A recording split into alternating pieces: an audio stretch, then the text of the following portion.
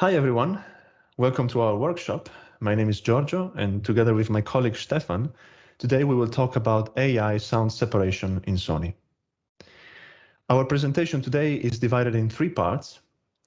At the beginning, we will give you a broad introduction to what source separation is by describing what needs to be done, and also by giving you some use cases, some example applications for it.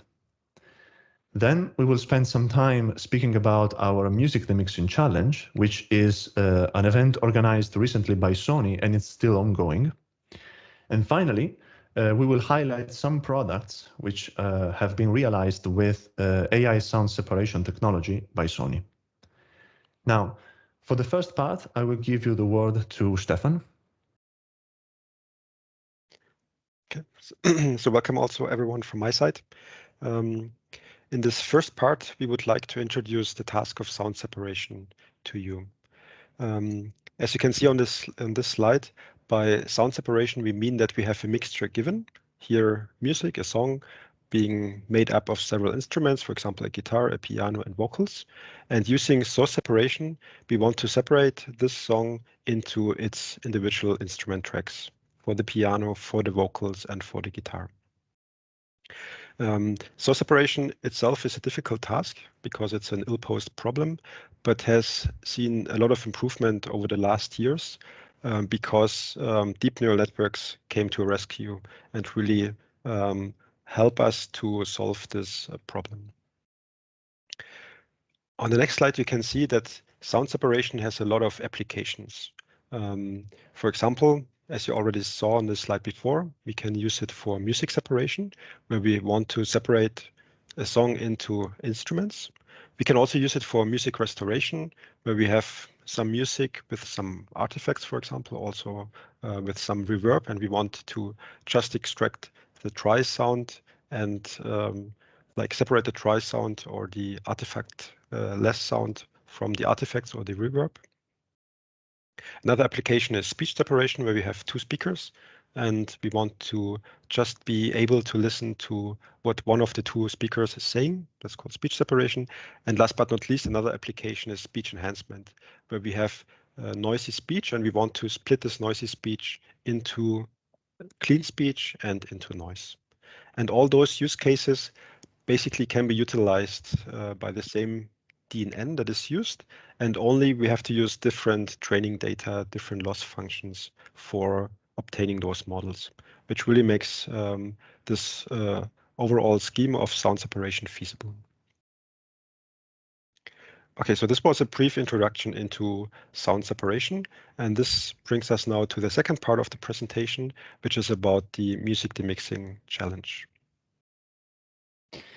So the Music Demixing Challenge is one of our latest efforts in the topic of source separation. It is a competition which Sony organized this year in order to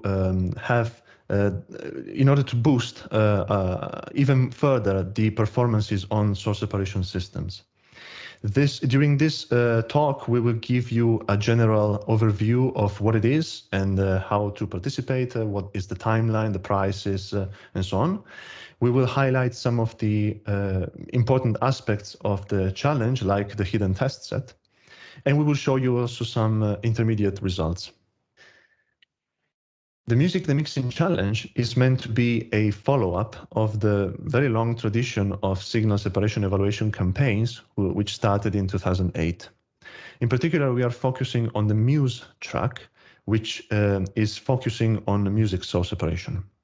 And therefore, the task of the MDX Challenge is to separate stereo songs into 4 instruments: vocals, bass, drums, and other, where other contains signals for all instruments that are not the first 3. So effectively, participants are supposed to submit their models, and these models have to then be able to separate the content of songs into these 4 classes. Now, with the MDX challenge, we aim to bring people from together from diverse research areas, from many different research areas, to work on source separation. And this is beneficial because since we are using techniques that can be applied to potentially very different topics, some tricks or some methods that can be used in a different area than ours that we may not be aware of can also be applied to source separation and bring benefit. So we are really striving to collect and attract as many people as possible from as many research areas as possible to contribute and also compete against each other to solve one of the most interesting problems in signal processing. At the same time, we want to offer experienced researchers and existing members of the separation community kind of a new playground to evaluate and improve their existing models. And this is done by providing this new test set.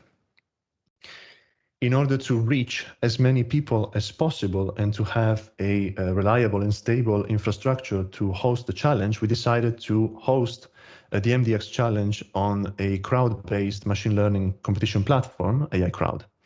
And in the link that you can find in this slide, you can find the homepage of the challenge. So if you want to get some more information, if you want to participate, or even if you just want to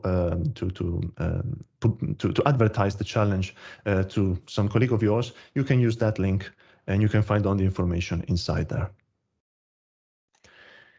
Now, the challenge is structured in 2 rounds.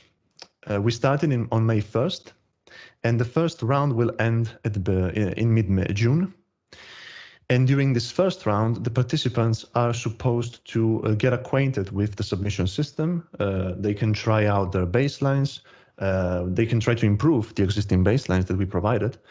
And they will receive some scores. Now, these scores are computed by evaluating the models, the submissions, on only 1/3 of the test data.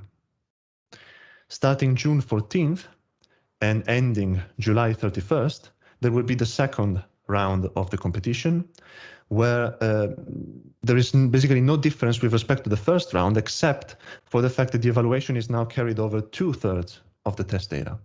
And this allows participants to see how well their models generalize over the test set.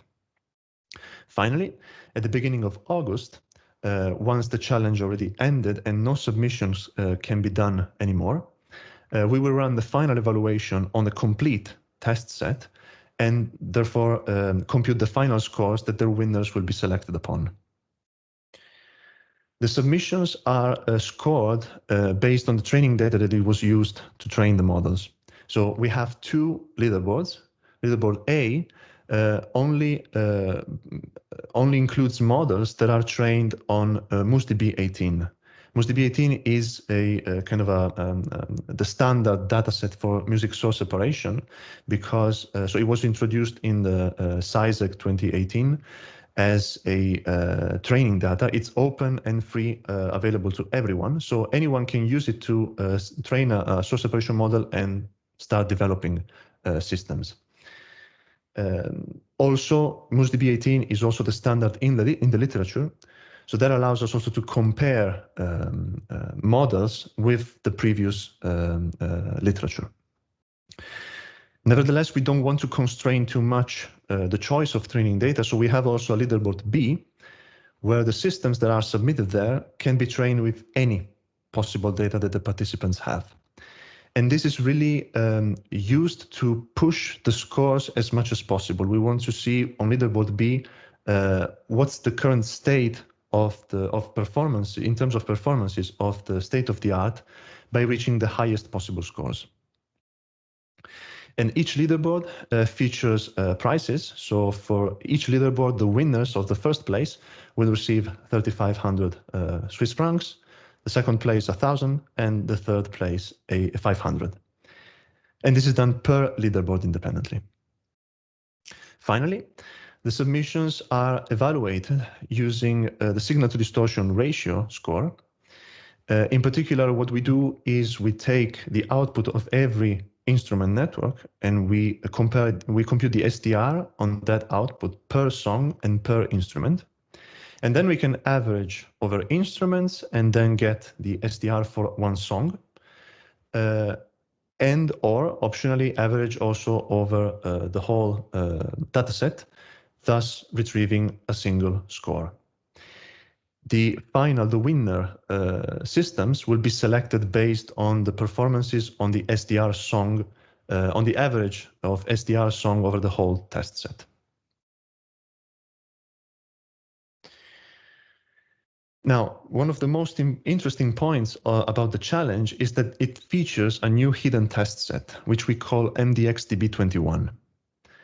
This test set was created by Sony Music Entertainment Japan, and it features 30 completely new songs which were written, arranged, and produced by professional musicians and engineers, specifically for the purpose of being used as test set for this challenge.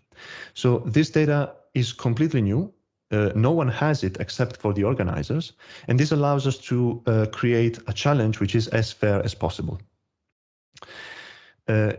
It's worth noting also that we tried to make MDX-DB21 as diverse as possible by including also non-Western and non-English songs. In order to show this to you, we have a table on this slide, which shows each row is a song. So the list of songs, per each song, you can see the genre of the song, the language the lyrics are spoken, and the title of the song, and the list of instruments in the other class. So effectively, the ground truth of the other class contains these instruments here. As you can see, we maintained a high variety, especially regarding genre, but also regarding language, because you see we have English sang songs, but we also have Japanese, so non-Western languages, Hindi, we have Korean, and other than English for Western languages, we have Portuguese. So this list of instruments in the last column can be useful also to the participants, because they can see effectively the kind of instruments that we have in our hidden test set without directly accessing the data.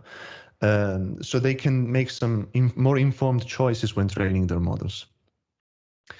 Now, in order to see the performance of the baselines with respect to this new hidden test set, I will give again the word to Stefan to talk about that.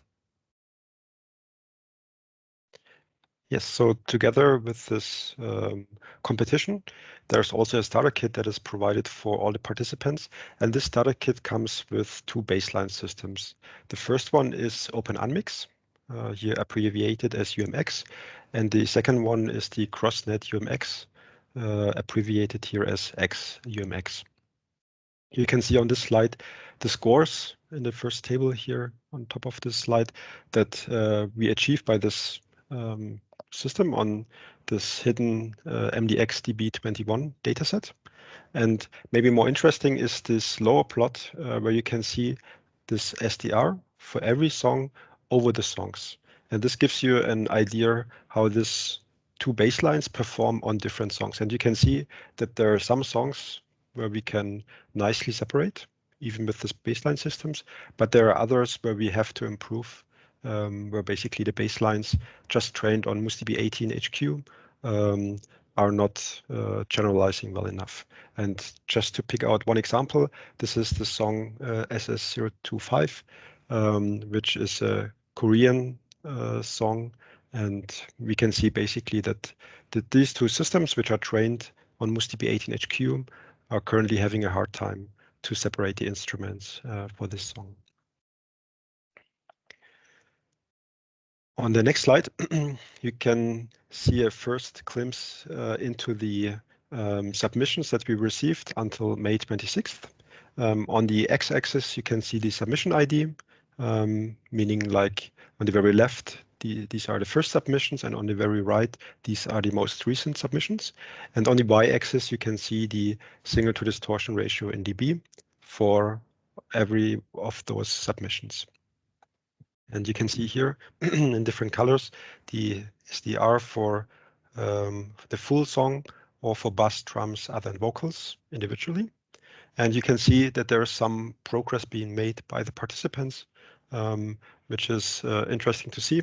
So people learn basically how to train their models, or also how to maybe combine different models in order to improve the performance.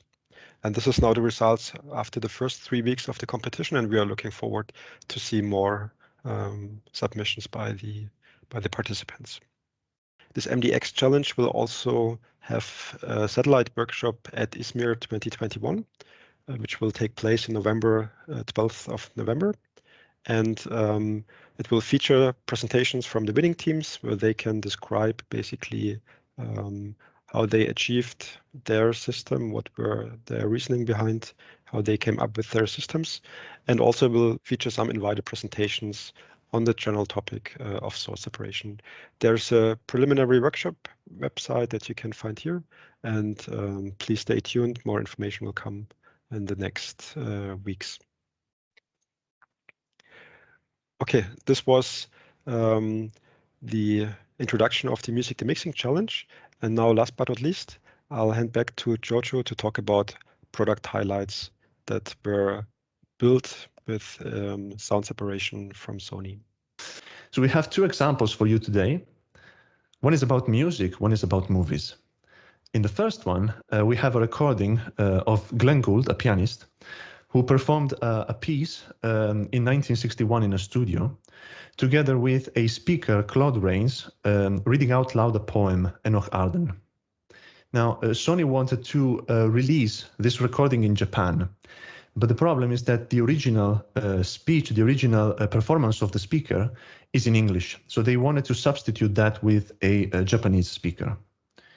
And the two performers were recorded with two different microphones, but the microphone reserved for the piano still had some voice sound, still captured some voice sound in the recording. Therefore, the track of the piano contained some speech that wasn't needed. So we used sound separation, our sound separation technology, to extract piano and speech from that piano recording, therefore deleting or suppressing the voice from the English speaker. Afterwards, then Sony recorded with the Japanese speaker the final track and released the CD. We have a demo for this separation, which you can see now.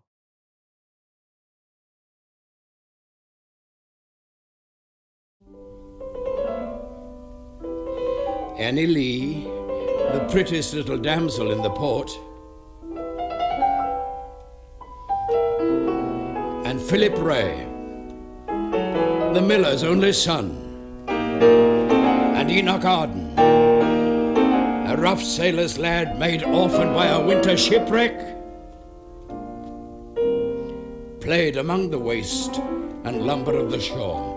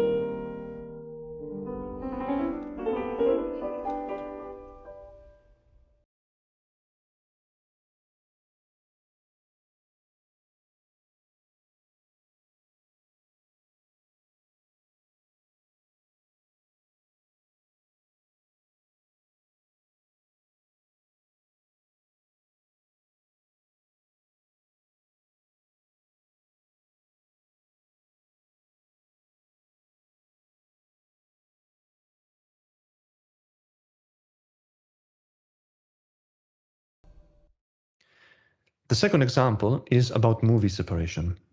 In order to upmix all the content, sometimes this is a problem because the original master tracks are not so round.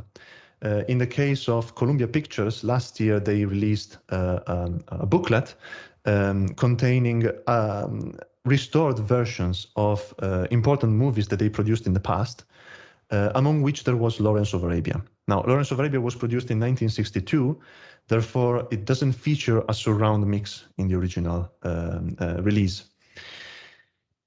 In order to create an upmix to surround sound, Sony used our sound separation technology in order to extract dialogue, music, and Foley effects, and then upmix them in Dolby Atmos.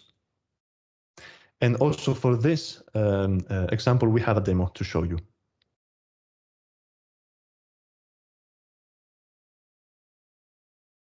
What is this? This is my bodyguard. There's not a man there without a price on his head.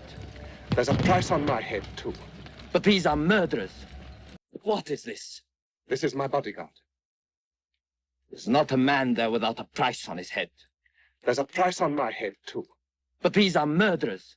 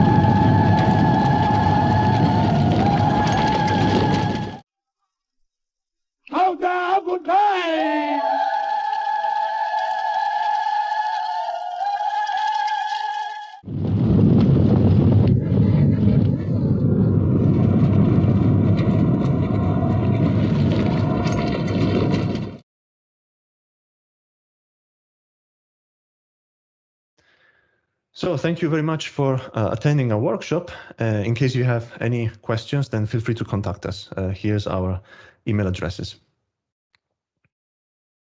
Bye.